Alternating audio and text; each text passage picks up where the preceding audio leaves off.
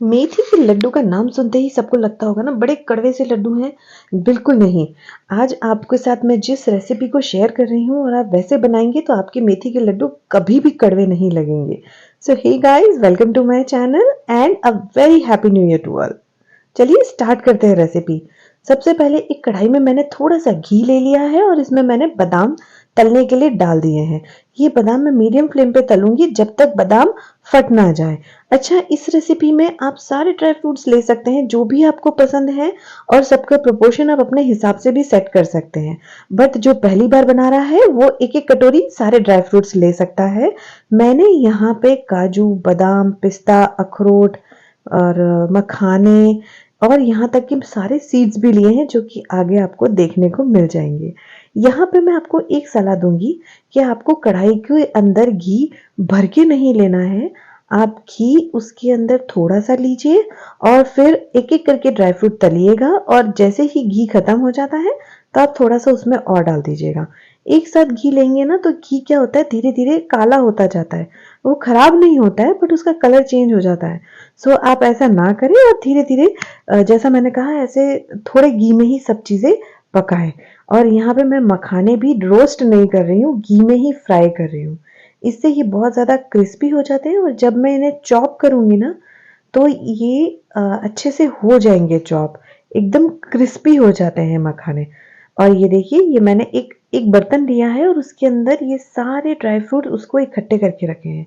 अब ये जो सीड्स मैं आपको बता रही थी ना, इसमें मैंने pumpkin seeds, watermelon seeds, sunflower seeds, तिल और अलसी यानी कि फ्लैक्स सीड्स भी लिए हैं और इसे मैं ड्राई रोस्ट कर रही हूँ एकदम सिम आंच पे। और इसके अंदर मैंने 1 चम्मच जैसा घी लिया है और जब तक ये चटकने ना लग जाए ना तब तक इसे रोस्ट करना है।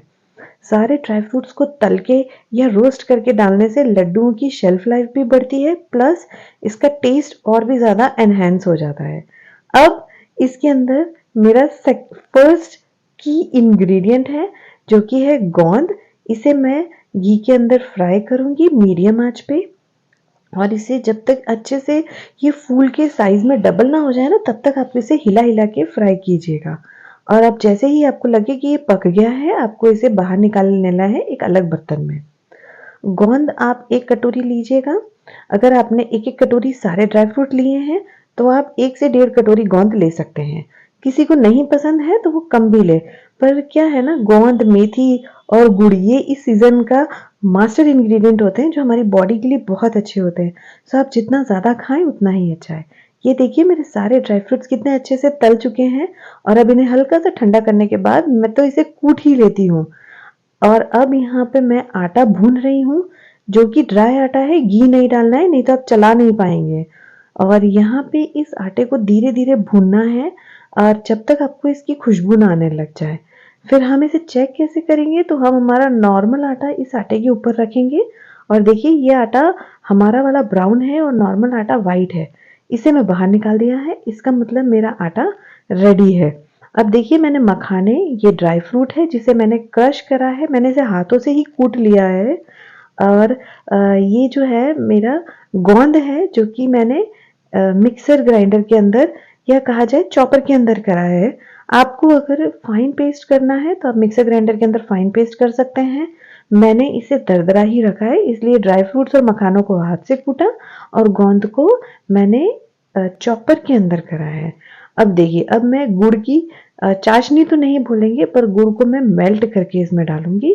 सो इसके लिए मैंने काफ़ी सारा घी लिया और इस तरीके से गुड़ को इसके अंदर डाल दिया। और मेरी जो फ्लेम है वो बहुत कम है, सिम है, क्योंकि गुड़ जल ना जाए और इसे सिर्फ मुझे मेल्ट करना है, कोई चाशनी नहीं बनानी है। तो मैंने इसमें छोड़ दिया है और धीरे धीरे इसे चलाती जाऊंगी हर थोड़ी थोड़ी देर में ताकि ये जल ना जाए और एक अच्छा सा मेल्ट होके एक चाशनी तो नहीं कह सकते बट हमें एक सिरप काइंड ऑफ थिंग मिले। अब जो मेरा भुना हुआ आटा था ना उसके अंदर मैं मेरा गोंद, मेरे मखाने, ये वाइट वाले मेरे मखाने हैं और सारे ड्राई फ्रूट्स जो मैंने हाथ से कूट के रखे हैं वो इसमें डाले हैं। आप चाहें तो बड़ा छोटा अपने हिसाब से कर सकते हैं। अब इसे इस आटे में अच्छे से मसल के आपको एक करना है। ये थोड़ा लेंदी प्रोसेस है, आप आपको ये करना ही होगा, नहीं तो आपके लड्डू अच्छे से बनेंगे नहीं और कहीं पे ड्राई फ्रूट ज़्यादा हो जाएगा और कहीं पे कम हो जाएगा। और इस तरीके से जब आप मसलेंगे ना, तो ये सारे ड्राई फ्रूट आटे के अंदर कोट हो जाएंगे। और यहाँ पे मैं लड्डुओं के लिए दरदरा या कहा जाए कि मोटा आटा लेती हूँ, रोटी वाला नहीं लेती हूँ। अब अगर किसी के पास नहीं है तो वो रोटी वाला भी ले सकता है। अब इस लड्डू का सेकंड की इंग्रेडिएंट जो कि है मेथी, ये इसमें मैंने मेथी दाने का जो पाउडर होता है घर में ही बनाया और उसे घी के अंदर भिगो दिया। हफ्ते भर इसे घी में भिगो के रहने दिया, ढक के रख दिया। और अब मैं देखिए कुछ नहीं करना है, बस इसे इस तरीके से स्क्रैप करना है। सर्दियों में घी जम जाता है तो ये जम गया है। और अब मैं इसे इस तरीके से चम्मच से निकाल के आटे में डाल दूंगी। क्योंकि आटा गर्म है तो ये जो घी है ये मेल्ट हो जाएगा और जो मेरी मेथी है वो खुल जाएगी। ये देखिए किस तरीके से ये खुल गई है। और अब इसे भी मैं इस आटे में अच्छे से मसल के मिक्स करूंगी ताकि ये मेथी आटे में हर जगह पे पहुंच जाए। देखिए मेरे स्टाइल के जो लड्डू हैं, या कहा जाए कि जो मेरी मम्मी की रेसिपी है, इसमें आपको मेथी को पकाना नहीं है, ना सेकना है, ना कुछ करना है। बस आपको भिगो के रखना है हफ्ते भर तक और फिर डायरेक्टली इस आटे में मिक्स कर देना है। आपकी मेथी ट्रस्ट में बिल्कुल कड़वी नहीं लगेगी, उल्टा ये लड्डू बहुत ही ज़्यादा टेस्टी लगेंगे। और अब आप इसे अच्छे से मिक्स कर दीजिए। और अगेन मेथड यही रहेगी, आपको हाथों से ही मसल के करना है, इसमें कोई शॉर्टकट नहीं हो सकता है। और मेथी दाने का जो पाउडर है रेडीमेड बाजार में भी मिलता है, आप वो भी यूज़ कर सकते हैं। ये देखिए मेरा जो जैगरी का सिरप है वो रेडी हो चुका है। अब मैंने अपनी फ्लेम बंद कर दी है। अब ये सिरप मैं अपने आटे में इंक्लूड करूँगी। ये सिरप बहुत ही ज़्यादा गर्म है, सो आप हाथ बिल्कुल ना डालिए। किसी भी चम्मच से या इस तरीके से किसी भी पलटे से आप इसे अच्छे से आटे के अंदर मिक्स कर दीजिए। जब तक ये थोड़ा ठंडा ना हो जाए और हाथ डालने जितना ना हो जाए, आप इसे टच मत कीजिएगा, नहीं तो जल जाएंगे। एक बार इसे अच्छे से मैं इस तरीके से मिक्स कर दिया है। फिर अगेन हाथ से इसको मसलना है और इसे मिक्स करते जाना है। इस लड्डू में हम जो जैगरी डालते हैं ये देसी है, मैंने वाइट वाला नहीं लिया है। अगर आपके वहाँ पे नहीं मिलता है तो आप वाइट भी ले सकते हैं। किसी को अगर गुड़ नहीं पसंद है तो वो देसी बुरा खांड भी ले सकता है, और अगर वो भी ऑप्शन अवेलेबल नहीं है तो पाउडर शुगर भी ले सकता है।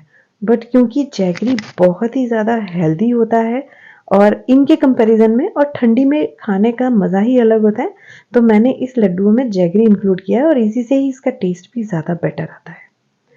और अब देखिए किस तरीके से हाथों से मसला जा रहा है, प्रोसेस इसका सेम है और इसी से ही इस लड्डुओं का टेस्ट ज़्यादा बेटर आता है। ऐसे कहा जाए ना तो ये इसकी एक बहुत बड़ी ट्रिक है।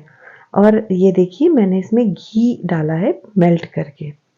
घी आप कैसे डालेंगे, तो आपको मेल्ट करना है और आपको सारा घी एक साथ नहीं डालना है, धीरे धीरे करके डालिए, हाथों से मिक्स कीजिए और देखिए कि आपके लड्डू बन रहे हैं या नहीं।